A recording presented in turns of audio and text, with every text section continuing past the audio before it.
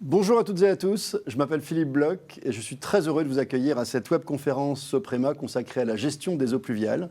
Pour en débattre aujourd'hui à mes côtés, 4 experts que je vais vous présenter avant d'écouter tout ce qu'ils nous ont de passionnant à nous raconter. Jean-Jacques Hérin, vous êtes président de l'association Adopta. Vous êtes également, l'association, je vais dire ce que c'est parce que tout le monde ne connaît pas forcément cet acronyme qui est l'Association pour le développement opérationnel et la promotion des techniques alternatives en matière d'eau pluviale. Merci de nous rejoindre aujourd'hui pour cette webconférence. Bonjour. Bonjour Christian Piel, vous êtes quant à vous urbaniste, hydrologue et directeur de l'agence Urban Water. Lionel Sint, vous êtes quant à vous le responsable technique des solutions de toiture et de façade végétalisée de Sopranature chez Soprema Group. Et on a également un collaborateur de Soprema Group en la personne de Kent Oselik qui est responsable développement IoT. Alors je précise qu'IoT c'est Internet of Things, c'est l'Internet des objets. Et on va voir combien il est précieux en ce moment dans tout ce que nous allons apprendre aujourd'hui. Alors moi j'ai été passionné pour préparer en fait cette intervention parce que j'ai découvert des sujets d'une ampleur incroyable, d'une importance incroyable que j'avais tendance un peu à ignorer. Donc on va tenter de rendre extrêmement compréhensible tout ce que j'ai découvert à vos côtés. Et j'aimerais bien qu'on démarre un peu ensemble, Jean-Jacques, par un peu d'histoire, en fait, parce qu'on parle beaucoup des sols qu'on a beaucoup imperméabilisés au fil des années. Et du coup, je me suis demandé s'il n'y avait pas utilité à faire une forme de rappel historique. Pourquoi et à quand est-ce qu'on a commencé à imperméabiliser les sols, notamment des villes ? Alors, première chose, c'est de préciser, de rappeler que l'eau a longtemps été regardée comme un déchet, comme une nuisance. L'histoire des techniques liées à la gestion de l'eau, en gros, dans notre pays, a commencé au milieu du 19e siècle.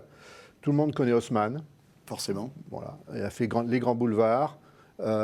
Beaucoup moins connaissent Belgrand. Belgrand fait les réseaux d'assainissement de la ville de Paris. Et si on fait les grands boulevards, si on fait les réseaux de la ville de Paris, c'est parce qu'à cette époque-là, on meurt de maladies liées à l'eau. Voilà. Première moitié du 19e siècle, c'est le choléra. C'est 20 000 morts à Paris sur une population de 750 000 habitants. C'est 100 000 morts en France. Voilà. C'est extrêmement important. Et donc, il faut assainir la ville. On pense que les maladies sont liées à cette présence de l'eau. On jette les déchets sur le sol, etc. Et donc, on crée ces réseaux pour évacuer hors de la ville le plus vite possible cette eau qui crée ces nuisances. Et en même temps, on imperméabilise la ville. Pourquoi on imperméabilise ? Eh bien, parce que avant de déployer les réseaux d'adduction d'eau potable, on se sert d'eau avec des puits. Et tous ces déchets s'infiltrent, pollue les puits, et c'est comme ça que l'on meurt de maladies liées à l'eau, avec une eau qui n'est plus saine. Donc on imperméabilise la ville, il faut imperméabiliser. Aujourd'hui, on gère très bien les eaux usées, on gère très bien les déchets, les ordures ménagères sont collectées, etc. On n'a plus besoin d'évacuer les eaux pluviales. Voilà. Et donc d'un statut de déchet, aujourd'hui, on se rend compte que ça devient une ressource, l'eau ? Ça devient une ressource, ça devient une richesse. Une richesse. Et c'est d'autant plus que la ville a continué à grandir, on a imperméabilisé de plus en plus, on a densifié les villes, et donc on a modifié très fortement le cycle naturel de l'eau. Voilà. Avant de construire la ville, il pleut sur un sol, le sol absorbe l'eau en totalité ou au moins en partie, recharge des nappes phréatiques, c'est là où on puise notre eau potable. Et on va voir un petit schéma qui montre que la ville a transformé le cycle naturel de l'eau.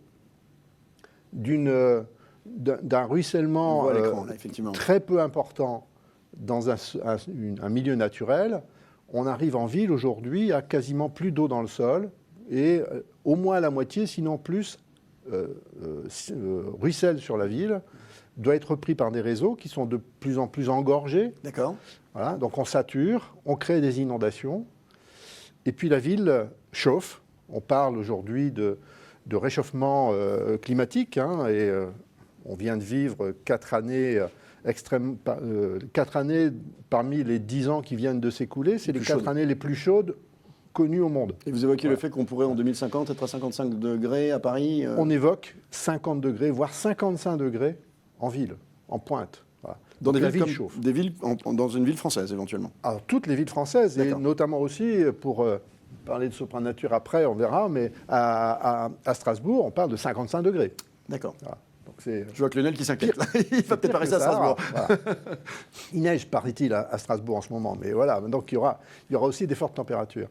Et donc la ville s'échauffe, il faut donc la rafraîchir. Voilà. On voit à l'écran une courbe de température sur la région parisienne, et on voit bien qu'au centre de Paris, il fait plus chaud qu'à la périphérie. Eh bien, cette courbe de température, vous avez la même chose sur toutes les villes de France, y compris même les villages. Dans le moindre village, sur la place du village, vous avez 1 ou voire 2 degrés de plus. Alors, on voit effectivement, vous dites, on meurt moins aujourd'hui ou plus des maladies liées à l'eau. Je crois peut-être, en tout cas dans les pays industrialisés, j'imagine. Peut-être encore, le choléra existe peut-être encore un tout petit peu dans certains pays qui ne sont pas en tout cas les pays que j'évoque. Mais pour autant, on voit ce que vous évoquez. C'est-à-dire maintenant alternent plutôt des périodes de grande sécheresse, des périodes de canicule, des périodes d'inondation. En fait, quelles en sont les conséquences ? Mais des conséquences, ça va être, on a une qualité d'air, une qualité de vie dans la ville qui se dégrade. Oui. Or, l'eau, l'air et la santé sont extrêmement liés. Donc il faut travailler là-dessus. En quoi les deux sont-ils liés, l'eau et l'air, là-dessus ? Alors parce que à partir du moment où on a de l'eau polluée, par exemple, eh bien on va polluer aussi l'air. Voilà. Et donc il y a une relation très forte aujourd'hui, on le met en lumière, une relation très forte entre qualité de vie, qualité de l'air et qualité de l'eau. Donc il faut vraiment travailler là-dessus. Donc il faut modifier véritablement le fonctionnement de la ville aujourd'hui. Il faut garder cette eau. Toutes les inondations, tous les ruissellements qui existent, c'est autant d'eau qui disparaît du fonctionnement naturel de l'eau. Et donc notre ressource en eau potable est en train de se diminuer. On parle de guerre de l'eau, on parle de sécheresse importante. Dans des régions comme le nord de la France, qui est connu comme une région fortement pluvieuse, eh bien 4 arrêtés de sécheresse en 4 ans, et des communes qui ont été alimentées en eau potable par des camions, citernes. Voilà. Ce qui est nouveau. Parce que plus d'eau au robinet et dans les captages d'eau potable.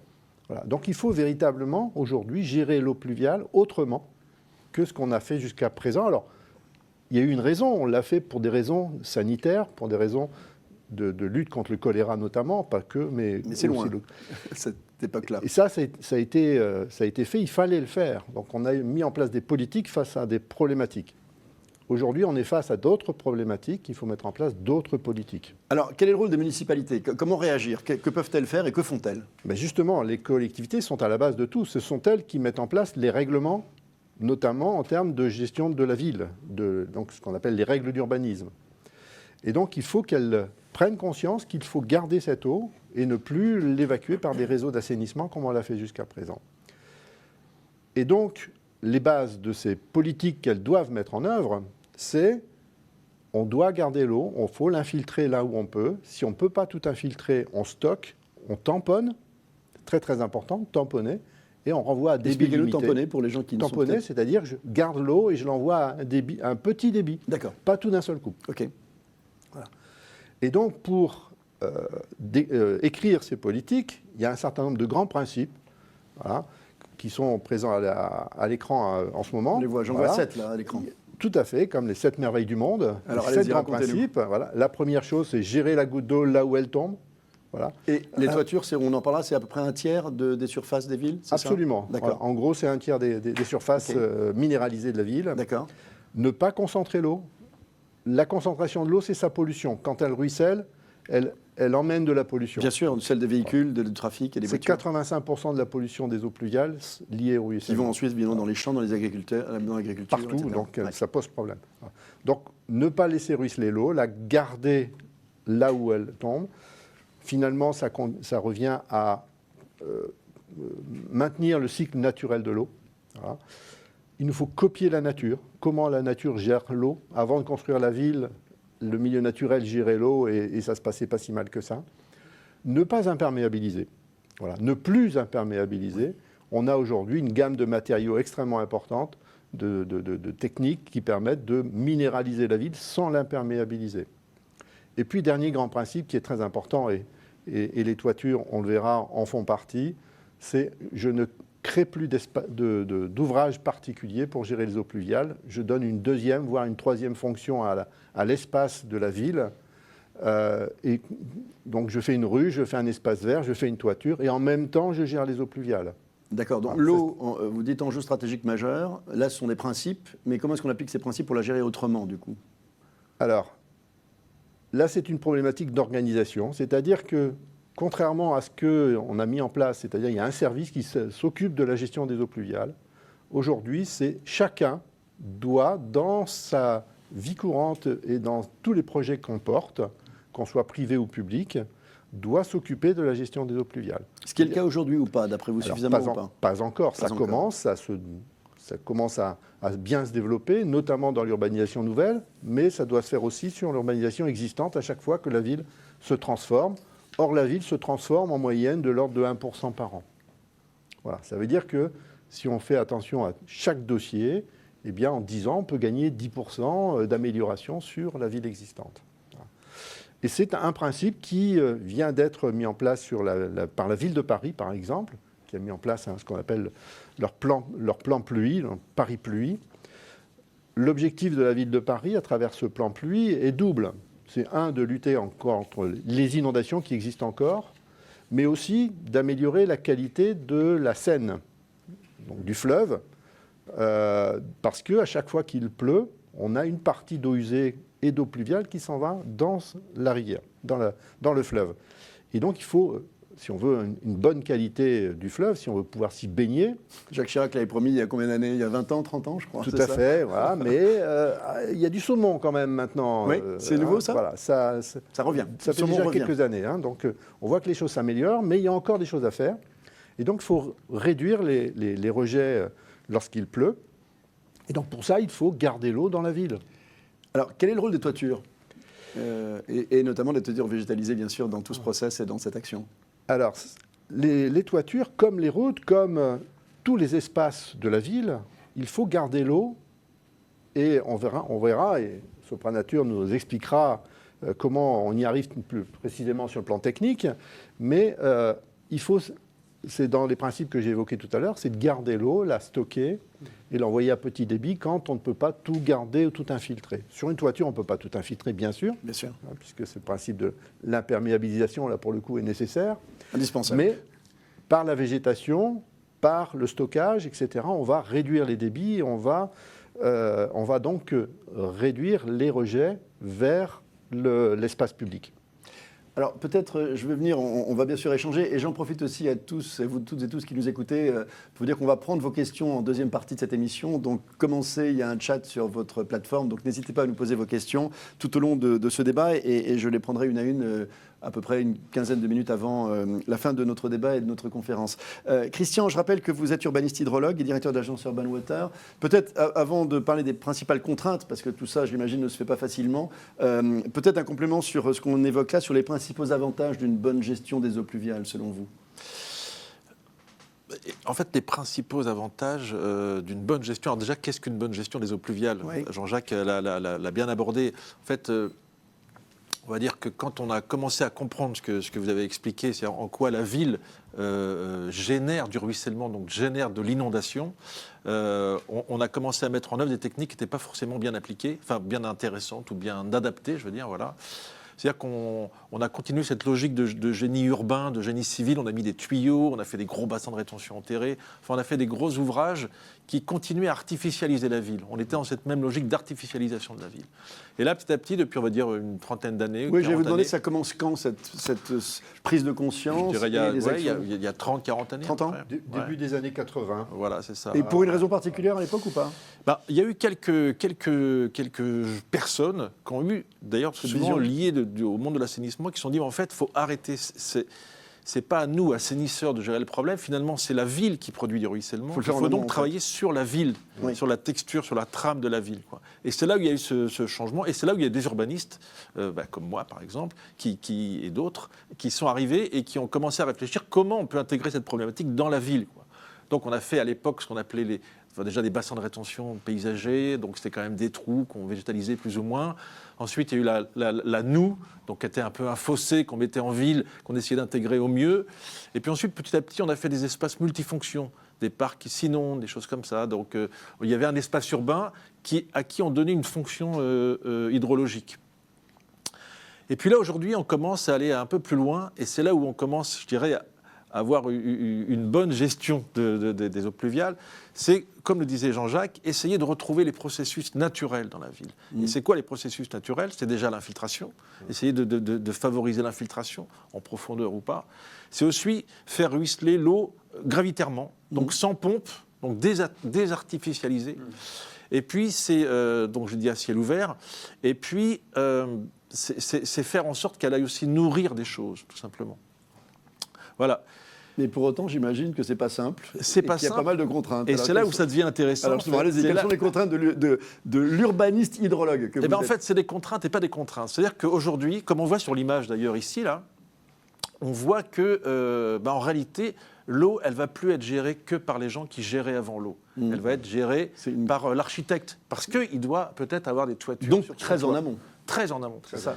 Ça va être par le paysagiste, essentiel dans le projet. C'est lui qui va intégrer cette problématique de l'eau, enfin cette question de l'eau, et qui, pour les meilleurs, va se saisir de cette problématique pour en faire quelque chose d'intéressant. Du verre, etc. On va en parler tout à l'heure. Ça va être aussi même le bureau d'études structure du bâtiment, parce que voilà, peut-être la toiture, vous allez en parler, à un poids. Peut-être que si on veut faire ruisseler l'eau gravitairement et à ciel ouvert, il faut que sa descente d'eau arrive sur la voirie. Ça repense le bâtiment, globalement. Exactement. Oui. Et si tout le monde s'y met, là, on commence à avoir une ville très intéressante parce qu'en fait, on a réintégré dans le tissu urbain les processus naturels. Et ces processus naturels, comment dire, ils vont nourrir la ville. Et c'est là le changement qu'il y a pu y avoir depuis une trentaine ou une quarantaine d'années. Avant, on subissait l'eau et on abordait l'eau comme du risque, uniquement comme le fait que ce soit une ressource change tout. Voilà. Et là, le fait que petit à petit, par ces techniques-là, ça devient une ressource. Aujourd'hui, en gros, pourquoi on met des toitures végétalisées ? Peut-être je vais un peu... Déflorer le sujet. Non, pas déflorer, mais peut-être que c'est une approche un peu brutale. Mais c'est parce qu'il y a une réglementation. En fait, alors, je vais vous poser la question de savoir si on nous y oblige ou pas en ce moment. Mais oui, il y a la loi sur l'eau qui impose de retenir les pluies exceptionnelles, de tamponner les pluies exceptionnelles, comme l'a dit Jean-Jacques. Premièrement, c'est là où... Depuis quand ? Depuis 1991. Oui, donc c'est récent sans lettres. Oui, c'est vrai, mais le temps que ça se met en œuvre. Bien sûr. Voilà. Donc il y a cette obligation-là. Donc comme j'ai dit, on a fait des bassins de rétention pas terribles, mais aujourd'hui, on a intégré ça dans la ville. Donc il y a cette obligation. N'importe quel aménageur, n'importe quel promoteur doit mettre en œuvre des dispositifs de rétention. Faut de quoi ? Il y a des pluviale. sanctions ? Bien sûr, il y a une police de l'eau qui est l'État et qui va faire appliquer les choses. Pour tout bâtiment neuf, globalement ? Pour toute opération nouvelle. Toute opération nouvelle, d'accord. Deuxièmement, il y a une autre loi qu'a également abordé Jean-Jacques, qui est le plan pluie à Paris, mais ce qui est globalement, c'est l'abattement des petites pluies, c'est la gestion des pluies courantes. Il faut faire en sorte aujourd'hui que les toutes petites pluies, et même les petites pluies, n'aillent plus au réseau. Elles doivent être gérées sur place. Et donc, comment on gère sur place ? Et c'est là où ça devient très intéressant, c'est qu'en fait, en végétalisant, en ayant une structure spongieuse, on va absorber ces petites pluies.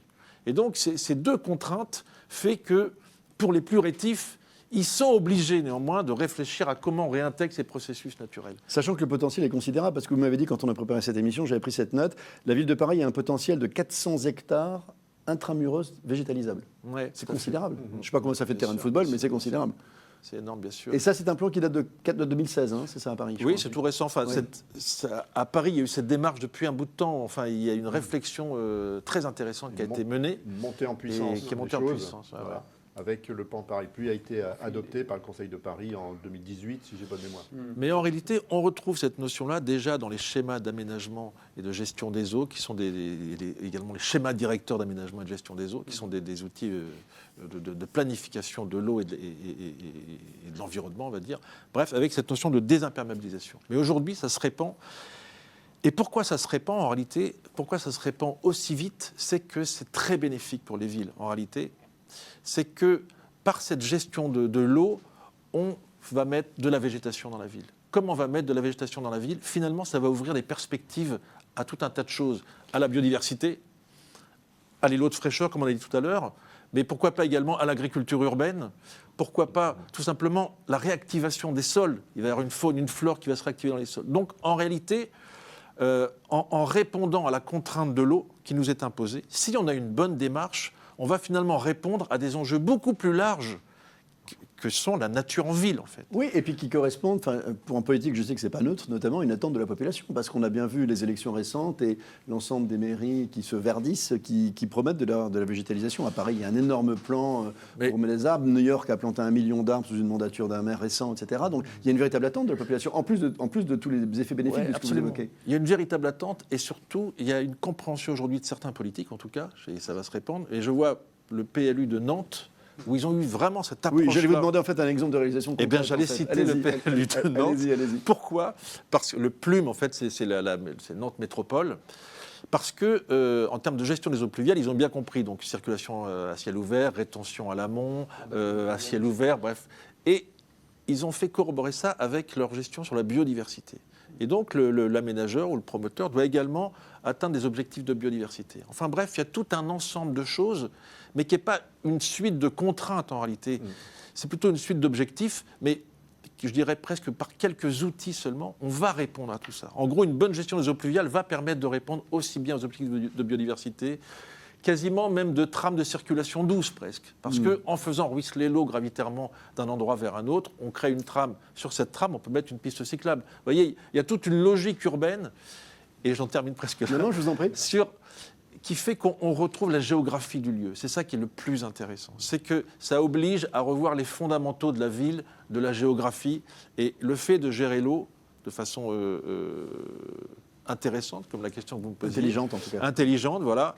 Ça implique de se réinscrire dans la ville, aussi bien dans la topographie que dans la géologie, que dans la qualité des sols, que dans le lien avec le fleuve, que dans le climat. Enfin bref, il y a tout un ensemble qui fait qu'en réalité, par le prisme de l'eau, vraiment, on va soulever tout un tas de questions et répondre tout un tas de choses. On repense vraiment la ville. Voilà. Jean-Jacques, un commentaire. Oui, ce qui est tout à fait aussi important, c'est de prendre en considération que l'eau devient finalement un mode d'organisation de nos structures privées et publiques.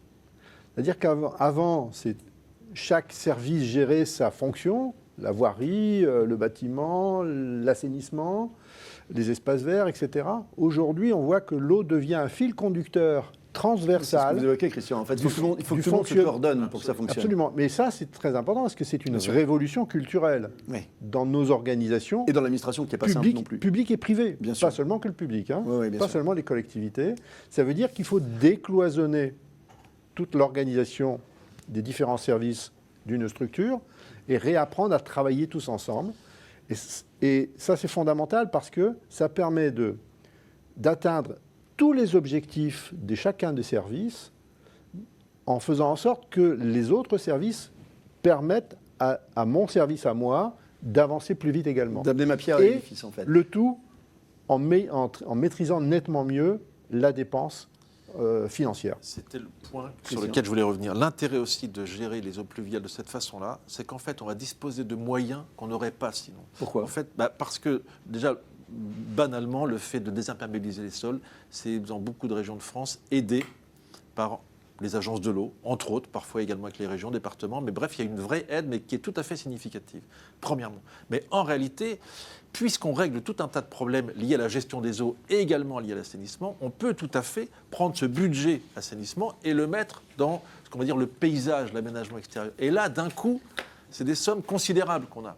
Et donc, encore une fois, par ce moyen-là, on dispose, par la gestion de l'eau, une gestion intéressante de l'eau, comme on le voit, on dispose de moyens techniques pour répondre à tout un tas d'enjeux, également de moyens financiers, puisqu'on a toute cette, je dirais pas cette manne, mais presque, et je dirais presque aussi d'outils juridiques.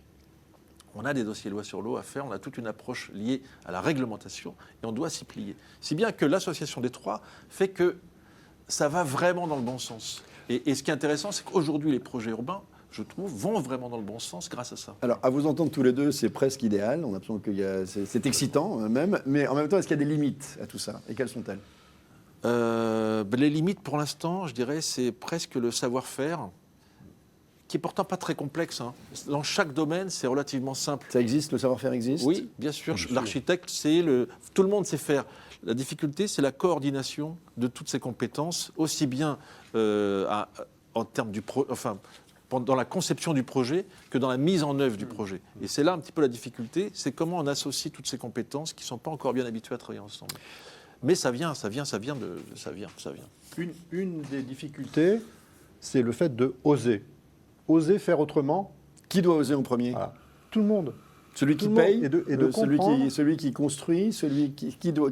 Oui. Celui qui déclenche la mécanique, à vos yeux? Tout le monde. C'est celui qui commande un projet, mais c'est celui qui va le penser, c'est celui qui va le réaliser, donc l'entreprise, et celui qui va la gérer après. Voilà. Il y a toute la chaîne de la grande construction de la ville qui est aujourd'hui un peu remise en cause dans ses modalités de fonctionnement, voilà, et d'accepter de faire autrement, d'oser faire, d'avoir confiance en l'avenir, confiance dans des solutions d'aujourd'hui qu'il nous faut mettre en œuvre, en sachant que derrière, ça va générer véritablement et de la qualité de vie, du paysage urbain, du rafraîchissement, de la qualité de l'air qui va s'améliorer. Puis peut-être des villes plus belles aussi. Plus belles, bien évidemment, on a envie bien plus acceptables pour y vivre. Et puis tout cela avec une maîtrise des finances. De la dépense. Ce qui n'est pas neutre, compte tenu des enjeux, j'imagine, qui se chiffrent en milliards d'euros, probablement. Très rapidement, j'aimerais quand même qu'on ait des solutions avec mon ami Lionel. Et je m'arrête là, 2 chiffres. De l'espace vert simple, ça coûte 15 € du mètre carré. D'accord. Stocker 1 mètre cube d'eau pluviale, c'est 1 500 €. Voilà, vous avez un rapport de 1 à 100. C'est faramineux. Compris. Lionel, je crois qu'on attend beaucoup de vous en vous écoutant. Les solutions existent. La parole nous est donnée. Alors Lionel, je rappelle que vous êtes responsable technique en fait des solutions de toiture et façades végétalisées chez Sopranature, qui est en fait le spécialiste en fait des toitures terrasses permettant justement de réduire un petit peu ce ruissellement. Allons-y. Quelle solution proposez-vous? Oui, alors. D'abord, est-ce que vous êtes en accord avec ce qu'on vient d'entendre? Oui, tout à fait. C'est bien là-dessus que vous bossez. Merci d'avoir posé le contexte, d'avoir un petit peu précisé les mécanismes, qui sont passionnants. C'est vrai que on a évoqué un chiffre de 35% de surface des toitures dans une ville. Donc c'est une superficie qui est très importante. Il y a un enjeu foncier, clairement, dans les villes. Il y a surtout un point intéressant, c'est que les toitures représentent la première surface que la goutte d'eau. Mais c'est la première chose qu'elle atteint avant d'arriver dans le sol, elle passe par la toiture. Exactement. Donc on a parlé d'amont, on a parlé de gestion en amont, à la parcelle. Aujourd'hui, on parle de gestion à la parcelle. Les toitures constituent cette réponse, cette solution pour vraiment gérer l'eau au plus près de la goutte. Alors, les toitures, Soprema, c'est le cœur de métier de Soprema depuis plus de 110 ans. Donc, c'est assez naturellement qu'on s'est questionné, qu'on a travaillé sur la gestion des eaux pluviales et particulièrement les solutions qu'on appelle aujourd'hui fondées sur la nature, donc qui intègrent le végétal. Puisque vous l'avez dit, on pense aujourd'hui à réintégration du végétal dans l'espace public. Donc Soprema a développé une gamme de solutions. Il est temps de parler donc des solutions qui sont baptisées SkyWater. Donc ces solutions, elles permettent d'atteindre 3 objectifs. Le premier objectif, c'est de capter un maximum d'eau au plus près donc, de cette goutte de pluie, de capter jusqu'à 100% de la petite pluie. Il faut savoir que 80% des pluies annuelles sont des petites pluies, donc il y a un vrai enjeu pour les gestionnaires de réseau à travailler sur ces pluies. Deuxièmement, c'est réguler le débit de ces eaux pluviales, c'est-à-dire contrôler l'intensité du rejet, du rejet vers les réseaux. Et enfin, ça a été dit aussi, rafraîchir, donc c'est donner une utilisation à cette eau. On n'est pas juste là pour la contraindre. Voilà, oui. In fine, l'objectif, c'est de l'utiliser et de tempérer le climat de ville, puisque ça fait suite à plusieurs vagues de canicules ces dernières années. Alors 3 principes et je crois 5 solutions. Oui, alors 5 solutions. Donc les solutions SkyWater, la première que je vais citer, puisqu'elle me touche, elle me concerne directement, ce sont les toitures végétalisées. Donc les toitures végétalisées Sopranature, qui se comportent un petit peu comme une éponge. On parle de ville éponge, ça a été dit, je crois, tout à l'heure, assez rapidement. Ouais. C'est amener de la résilience. Donc on est sur des toitures étanchées. Le fait de positionner une végétalisation, aussi épaisse qu'elle soit, permet de donner cette résilience à la toiture. Donc ces toitures captent les eaux de pluie, les stockent, les plantes la consomment et l'évapotranspirent. Ce mécanisme, c'est ce qu'on appelle l'abattement pluvial et qui est aujourd'hui réglementaire dans plusieurs collectivités, Paris, Rennes, Nantes, Lyon, etc. Un nombre croissant de collectivités. Absolument, oui, absolument. Exponentiel, d'accord. Ce qui est une bonne nouvelle. Oui, tout à fait, absolument. Alors, pour pouvoir correctement dimensionner une toiture végétalisée face à cette contrainte d'abattement pluvial, on a mis également au point un logiciel qui s'appelle Privilège et qui nous permet de dimensionner les bonnes épaisseurs de composants, de substrats par exemple, pour pouvoir répondre à cette contrainte d'abattement qui est exprimée la plupart du temps en millimètres d'eau par jour. Et j'imagine là-dessus qu'on est quand même dans le monde de la data et qu'aujourd'hui vous êtes capable d'additionner l'ensemble de la data par région, par ville, par niveau de pluviométrie. On travaille sur des... Tous ces sujets-là sont incorporés, j'imagine, dans ce logiciel. Et on peut aujourd'hui faire des choses qu'on ne pouvait pas faire avant de pouvoir manipuler autant de data. C'est d'ailleurs très très intéressant. On travaille sur des chroniques de pluie, des longues périodes de pluie, de manière à pouvoir élaborer des scénarios d'abattement, de gestion de cette eau pluviale de manière prédictive. Et la combinaison donc à la fois de ces toitures et de cet outil permet du coup d'arriver à quel résultat ? Alors, ça permet de se conformer aux réglementations, donc des PLU, des plans de zonage, de pouvoir justifier des valeurs mesurables, de manière à ce que les projets puissent rentrer dans les réglementations des collectivités. Donc ça rassure à la fois les investisseurs, les donneurs d'ordre et les collectivités. Alors une fois qu'on a construit, donc du coup, grâce à ces outils. Je poursuis sur ces solutions. Donc, je vais parler de capter, donc capter cette eau pluviale et la stocker sur les toitures grâce à ces toitures végétalisées. Mais il faut la réguler, j'imagine. Il faut également, vous avez raison, la réguler, et c'est un deuxième pan réglementaire qui monte très très rapidement dans les politiques urbaines. C'est donc la régulation du débit. Alors la régulation du débit, on en parle d'ailleurs dans le neuf aussi bien que dans la rénovation aujourd'hui. Alors pour répondre à cette régulation à la parcelle, on a développé une solution qui s'appelle Slowly, qui est donc un limiteur de débit pour les toitures. Donc c'est un dispositif que vous voyez à l'image qui se positionne sur les descentes d'eau pluviale des toitures, qui sont donc c'est un dispositif mécanique muni d'un petit orifice calibré et qui a pour objectif de ralentir le rejet d'eau dès la toiture. Et donc comme je le disais tout à l'heure, de limiter l'intensité de ce rejet. Et vous évoquez, c'est une question que je n'ai pas posée tout à l'heure, on pourra peut-être en débattre après, mais vous évoquez à la fois la construction et la rénovation. Oui. Ça fonctionne sur les deux Alors, dans certaines conditions, évidemment, puisqu'on est sur la toiture, il y a des notions de descente de charge, donc de structure, qui doivent être prises en compte très tôt dans le projet. Et c'est, là, je rebondis sur ce qui a été dit tout à l'heure, plus ces projets sont travaillés en amont, en prescription chez l'architecte, voire même déjà dans le programme de la collectivité, plus on a une chance de succès. D'accord. Donc, d'autant plus sur une toiture, puisqu'on a une contrainte qui est structurelle. Donc ça, c'est Slowly, donc gère la rétention. Voilà. Alors, Slowly, donc pour la partie régulation du rejet. Et dès lors qu'on va réguler un rejet sur une toiture, il va se créer un stockage un petit peu naturel. Donc les toitures deviennent des réservoirs de stockage, vous le voyez à l'écran, sur des dispositifs de nids d'abeilles comme celui que vous voyez. Christian ? J'ai une question de spécialiste.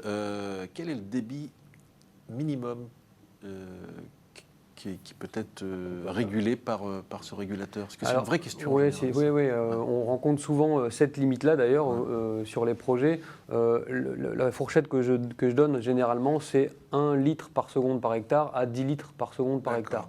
Ça peut aller un petit peu au-delà. La valeur, votre question étant sur le minimum, on est souvent à 1 litre seconde hectare. Ce qui est ridicule. 1 litre par seconde par hectare, 10 000 m². Ce qui veut dire que le régulateur, lui, il va descendre. Il n'aura probablement pas 1 hectare de bassin versant. Le régulateur est capable de travailler jusqu'à 0,05 litres par seconde. Non, mais ça, c'est une vraie question, parce que c'est un vrai enjeu dans la mise en œuvre de ces toitures. Voilà. La rétention ?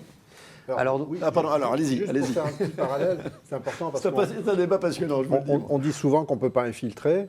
Quand on est à 0,1 litre seconde, en limitation de débit, on est sur l'équivalent de perméabilité de sol de l'ordre de 10-8 mètres par seconde. C'est-à-dire qu'on est sur des débits qui sont inférieurs à ce qui se passe dans les argiles. Voilà. Là, pour autant, c'est un débat spécialiste. Je suis un peu plus largué, mais je suis sûr que c'est vrai que c'est très important. Oui, parce qu'on ne peut pas infiltrer partout en ville. Et le fait de ralentir le plus possible permet de rencontrer ces exigences de sol peu perméable, parce que sol anthropisé en plein centre-ville. Donc c'est vrai qu'on doit pouvoir répondre avec nos solutions à ces contraintes de ville et avec des sols donc très, très imperméables. La rétention, Lionel. Donc les toitures se transforment en réservoirs de stockage, ce qui laisse des perspectives très intéressantes pour des nouveaux usages de cette eau qui changent de statut. J'en profite pour redire ce que Jean-Jacques disait tout à l'heure. Les déchets, on passe à une vraie ressource. Et donc le cinquième volet de nos solutions, c'est donc de valoriser ces eaux. Et donc grâce à un phénomène naturel qui s'appelle l'évapotranspiration, de transformer les toitures qui stockent, qui régulent, de les transformer en climatiseurs urbains, c'est-à-dire de travailler sur des palettes végétales qui sont particulièrement performantes en termes d'évapotranspiration et de pouvoir rafraîchir à proximité de ces zones végétalisées. Donc ça, c'est la partie rafraîchissement qu'on évoquait, et notamment les canicules, la nuit, ces périodes insupportables. Mais pour ça, il faut les bonnes plantes. Oui. Comment est-ce qu'on les sélectionne sur ces nouvelles générations de toitures Oui, alors cette palette végétale, on l'a appelée Sopranature fraîche, et on a sélectionné cette palette végétale par le biais de travaux de recherche, d'expérimentation. Et donc on a observé pendant 2 ans un groupe de plantes, un groupement, une palette végétale, avec un centre d'expérimentation de la filière horticole. Et on a pu mesurer, on a pu démontrer une diminution de 4 degrés de la température de l'air à proximité de ces zones végétalisées. Au cours d'une journée chaude de canicule de l'été 2020. 4 degrés, quand on entend que 1 degré peut changer le monde, 4 degrés en moins, c'est quand même absolument considérable. Parce que je ne sais pas si ça va dans le même sens, d'ailleurs. Je ne sais pas si 1 degré en plus, c'est plus efficace, c'est plus impressionnant que 4 degrés en moins, mais en fait, 4 degrés, c'est énorme. On est sur du comparatif, le 4 degrés étant une solution de référence traditionnelle de toiture gravillonnée. D'accord. Voilà, donc gravillonnée versus toiture végétalisée, delta on a déjà de température 4 degrés. Donc c'est très significatif. Et comment, du coup, la sélection se fait assez naturellement sur les plantes qui permettent justement ce sont des plantes spécifiques. On passe d'un couvert végétal de plantes particulièrement résistantes à la sécheresse. Oui, parce qu'elles-mêmes doivent résister à une éventuelle sécheresse. Elles le doivent aussi, et c'est là qu'on a mené aussi des travaux complémentaires sur le fait de pouvoir carencer ces plantes, le cas échéant, en eau pendant un certain temps. Donc voilà, on n'a pas juste des plantes très consommatrices en eau, elles ont elles-mêmes une résilience. Si on devait résumer les principaux bénéfices de ces différentes solutions Sopranature, alors ils ont été largement évoqués en introduction. Oui, alors on peut reciter l'allègement des réseaux d'assainissement, ça c'est unitaire, donc ça c'est le sujet de fond qui présente ce risque de déversement ou d'inondation, d'apporter une conformité et une justification mesurable. Ça, c'est quand même assez nouveau par rapport à donc ces nouvelles réglementations, donc d'amener une sorte de note de calcul, une garantie de performance. Ça, c'est très important, notamment par rapport aux subventions des agences de l'eau qui ont été brièvement évoquées. La valorisation des eaux pluviales, passer du statut de déchet à un statut de ressource. La lutte contre les îlots de chaleur urbains, donc pour améliorer le confort des villes et de leurs habitants. De participer donc par le biais de ces solutions qui sont sobres, fondées sur la nature, à peu émettrices en CO2. C'est important de le dire aussi, parce qu'on ne peut pas occulter d'autres aspects qui sont aussi importants. Un nouveau problème, effectivement. Et qui sont donc favorables à la biodiversité, à l'extension des trames vertes en milieu urbain. Donc voilà, c'est une liste, elle est certainement non exhaustive, pas exhaustive. Mais séduisante. Pour autant, est-ce qu'il y a des risques? Et si oui, lesquels? Alors les risques, ils doivent évidemment être maîtrisés. Ils sont maîtrisés dans la mesure où les toitures végétalisées, ça fait plus de 30 ans que Soprema développe ce type de solution. C'est aujourd'hui, on est aux portes de ce qu'on appelle les techniques courantes dans le bâtiment, dans la mesure où on a tout un cortège de socles, enfin je dirais plutôt un socle réglementaire qui permet de nous appuyer et donc de garantir ce type de solution. Donc 30 ans d'expérience et de retour d'expérience, 6 millions de mètres carrés pour Sopra Nature. Voilà, on n'est plus dans la démonstration du savoir-faire, mais vraiment dans la maîtrise pour ce qui est des toitures stockantes et des toitures végétalisées. Je vous rappelle qu'on prendra vos questions dans un instant, donc n'hésitez pas à continuer à en poser, mais je me tourne vers vous, Kent Oselik. Je rappelle que vous êtes responsable développement IoT pour Internet of Things, les objets connectés chez Soprema Group. Comment est-ce que vous gérez le besoin, parce que ces toitures, elles ont des besoins en eau, notamment les plantes. Comment est-ce qu'on les gère, les besoins en plantes de ces toitures végétalisées, en fait? Justement, nous avons parlé de la rareté de l'eau, du fait qu'à un moment, l'eau devient de plus en plus précieuse. Et donc, à un moment, lorsqu'on choisit une palette de plantes qui transpirent plus, rien ne se crée, tout se transforme. Forcément, il faut aussi arroser plus souvent.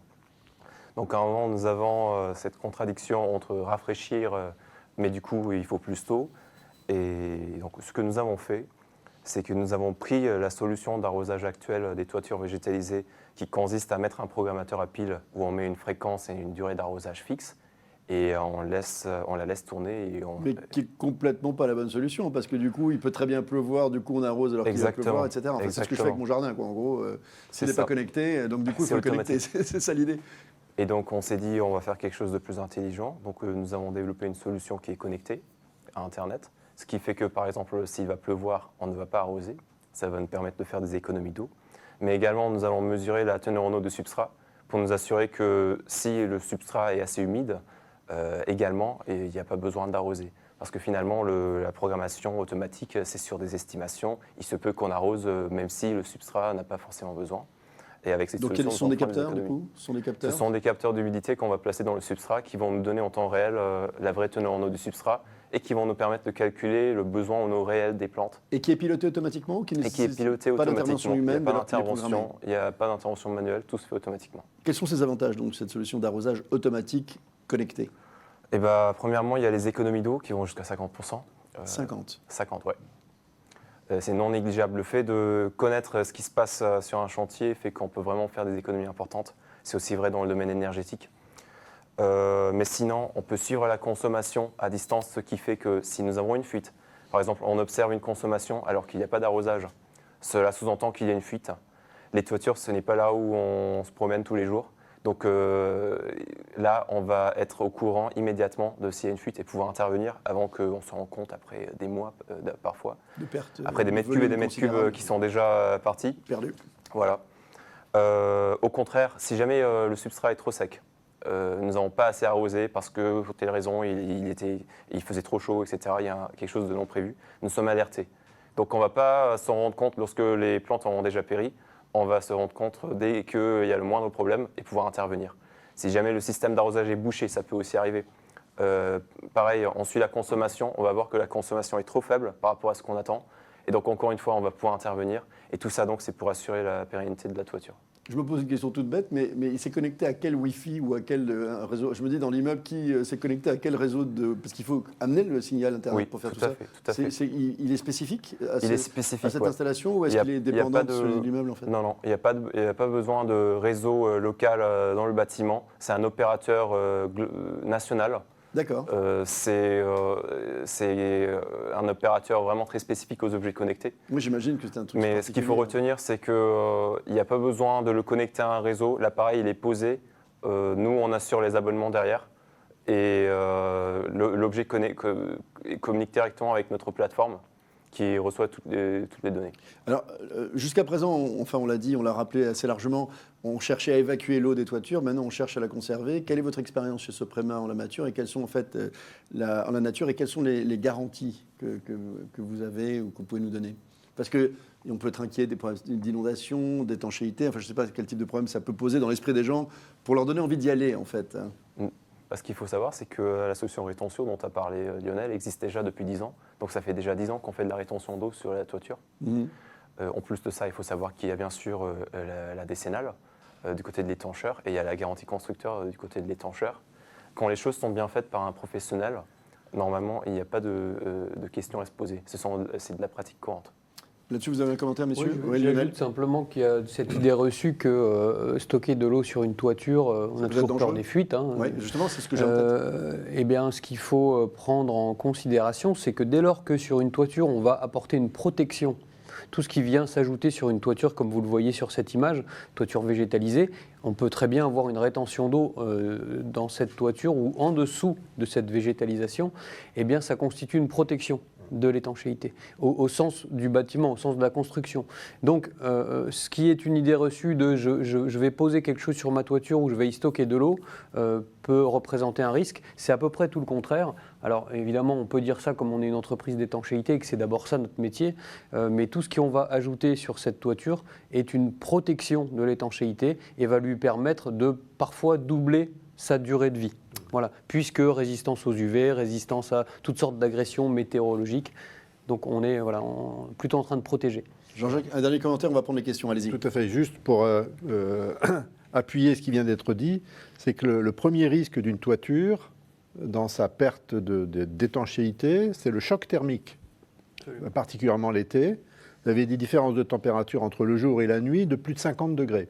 Ah oui. C'est-à-dire que vous avez donc de la dilatation différentielle, des matériaux différents qui bougent différemment selon les températures, et c'est comme ça qu'on perd l'étanchéité.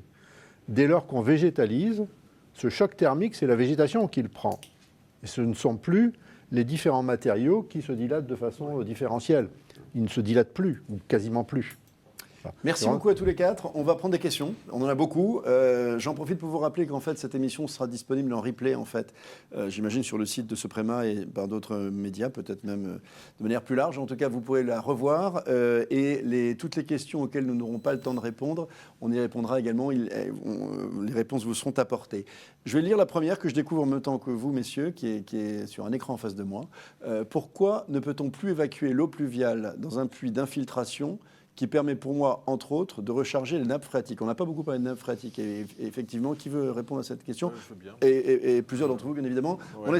Comme je crois qu'il y en a beaucoup, on essaie de faire des réponses suffisamment concises pour qu'on puisse répondre à un maximum. Donc d'une part, on peut toujours...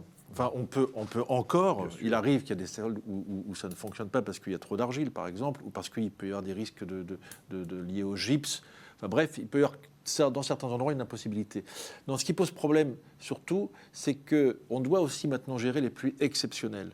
Donc, ça veut dire qu'il y a une pluie d'été qui va arriver très vite, avec une intensité très forte. Il y a beaucoup d'eau qui arrive. Le puits, il n'aura probablement pas la capacité d'absorber. Donc, il va bien pouvoir infiltrer, mais il faudra néanmoins stocker à l'amont, tamponner, comme vous disiez.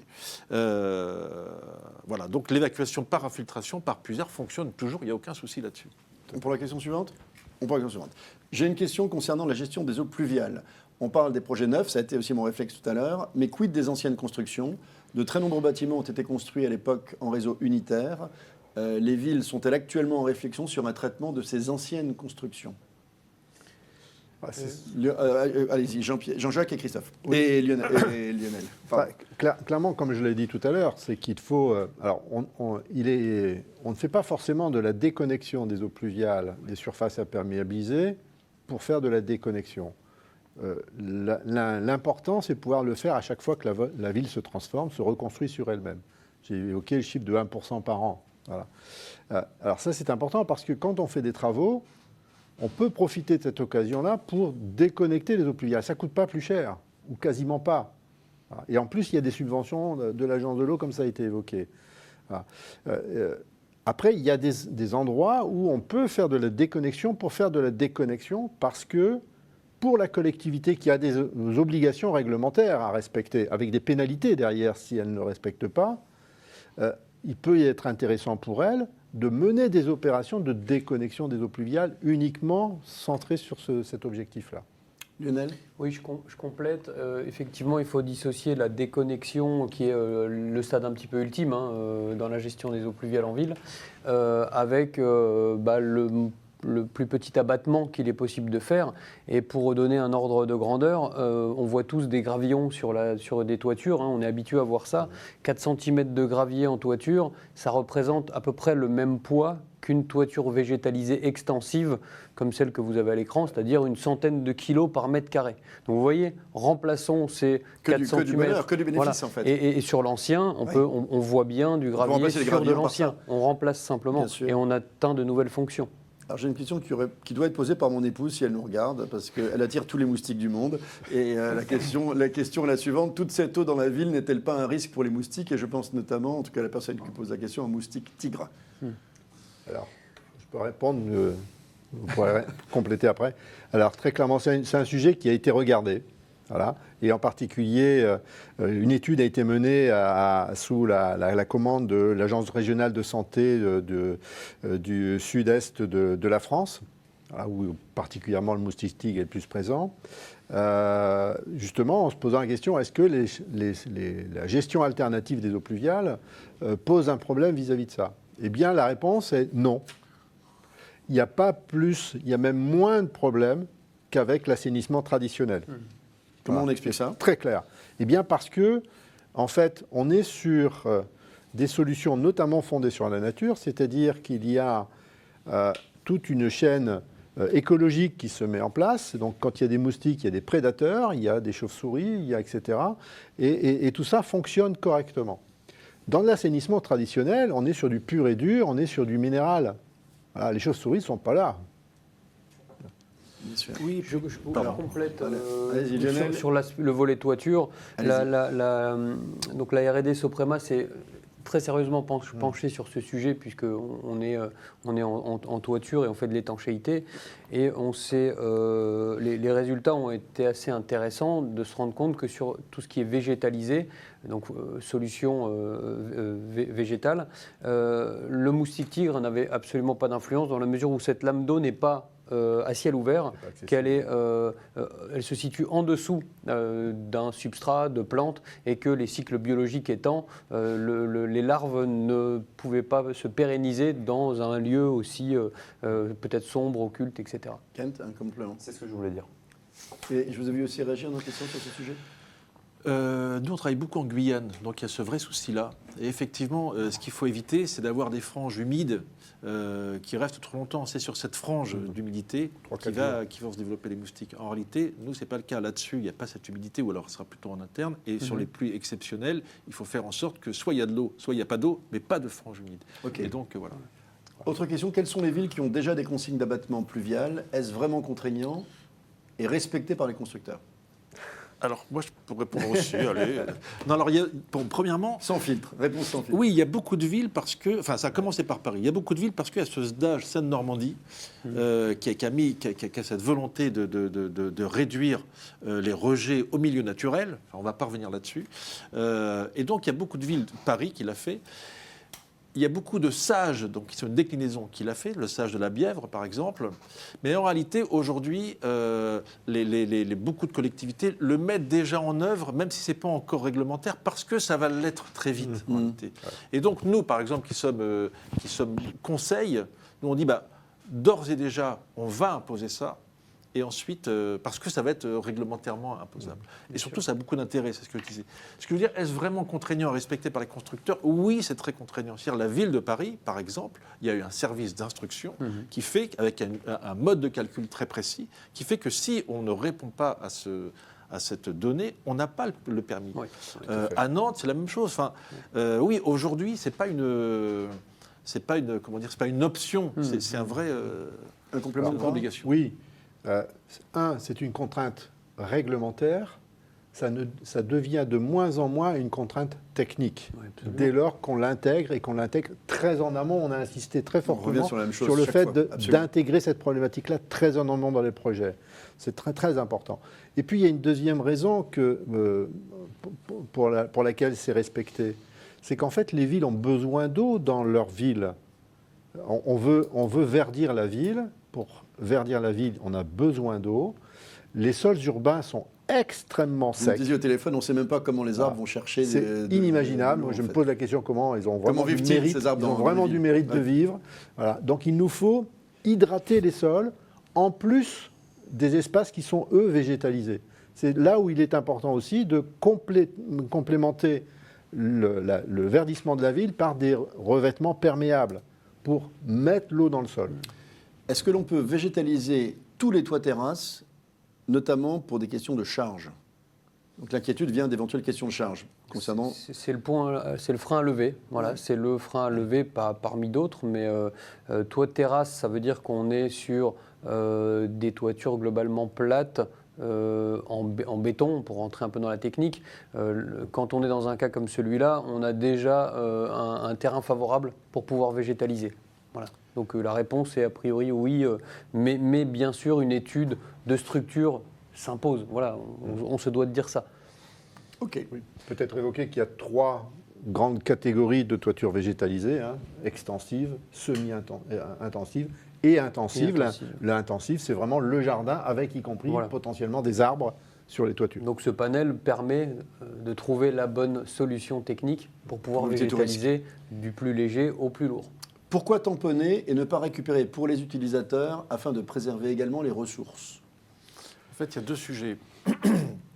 Il y a la gestion des pluies courantes, comme on a dit, c'est l'abattement. Donc c'est le caractère spongieux de la ville qui va faire en sorte que ces petites pluies, qui représentent 80% effectivement des précipitations, ne vont pas aller dans le réseau d'eau unitaire.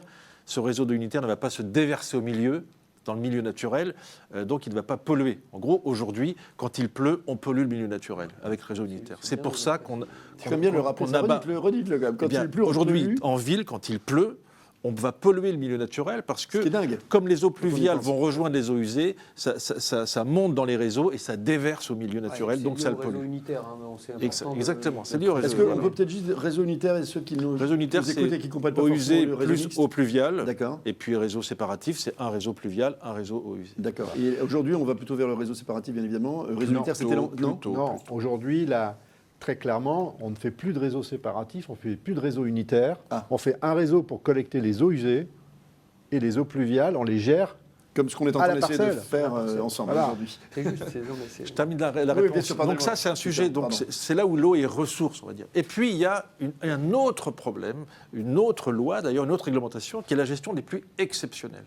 Et ces pluies exceptionnelles, elles sont exceptionnelles. Donc là, c'est pas la question de retenir cette eau, c'est faire en sorte de la contenir temporairement pour l'évacuer ensuite tout doucement au milieu naturel ou dans des tuyaux. Mais cette eau-là, comme elle est exceptionnelle et de très gros volume. Et puis, enfin bref, on ne peut pas la récupérer parce qu'elle est là très peu de temps et très rarement. Donc voilà, c'est un autre sujet. Donc il y a bien 2 sujets qui sont traités. Tout à fait. Alors pour compléter, là on rentre dans une autre type de réglementation qui s'appelle le zonage pluvial. C'est des obligations réglementaires qui existent d'ailleurs depuis 1992. C'est pas récent. Il y a très peu de villes qui l'ont fait pour l'instant. Ça commence vraiment à se développer. Le ministère envisage de le rendre obligatoire avec des pénalités si ce n'est pas fait. Et ça, c'est très important parce que ce sont des points qui, par exemple, permettraient de faire en sorte que ce qu'on a connu il y a quelques mois, là, il y a 2 mois, dans la vallée de la Roya, dans le sud-est de la France, c'est à l'urbanisation de s'organiser pour laisser passer ce que l'on ne peut pas gérer. Oui, bien sûr. L'eau pluviale, une fois qu'elle s'est mise en route, qu'elle commence à ruisseler, elle a une force extrême, on ne peut pas l'arrêter. Voilà. Et donc, il n'y a qu'une seule chose à faire, c'est de faire en sorte que la ville s'écarte du passage de l'eau. C'est une notion que je développe un peu partout, qui s'appelle la notion de limageur en ville. Le limineur de la ville par rapport aux eaux pluviales, ce sont mes ouvrages multifonctionnels que je vais organiser pour gérer la pluie jusqu'à une fréquence de pluie de 10 ans, 20 ans, 50 ans, peu importe. Au-delà, c'est à l'urbanisme de s'organiser pour que l'eau puisse traverser la ville sans dommage. Et ça s'appelle le limageur d'un cours d'eau. Allez, il nous reste à peu près un peu plus de 2 minutes. On va prendre encore une question. Est-ce que votre logiciel permet de gérer la GEP, la gestion des eaux pluviales, sur l'ensemble de la parcelle ou uniquement en toiture? Je ne sais pas si ça s'adresse à Kent ou à Lionel. Je peux répondre. Oui, bien sûr, Kent. Le logiciel prend en compte l'intégralité des surfaces dans la parcelle.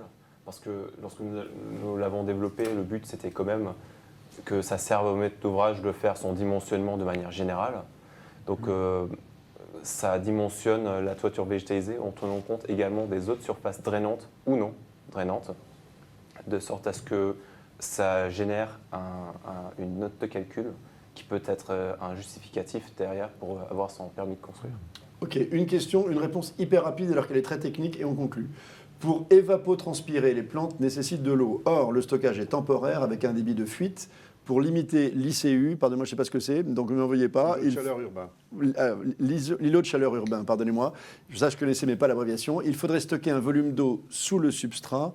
Avez-vous ce type de réalisation? Ce sera la dernière question. Réponse très courte. Oui, cette solution, elle s'appelle Retentio et c'est un système de nid d'abeilles, donc constitué de 98% de vide, alors qui est, il est vrai, régulé donc avec un débit contrôlé. Demain, on s'intéressera à des solutions avec un peu plus de rétention, je dirais, permanente et du complément, de l'arrosage complémentaire basé sur des eaux de pluie le plus souvent possible. Voilà, donc pour répondre à ces besoins. La solution existe. En tout cas, messieurs, merci infiniment. Je rappelle, Jean-Jacques Hérin, que vous êtes en fait le président de l'association Adopta, qui est l'association pour le développement opérationnel et la promotion des techniques alternatives en matière d'eau pluviale.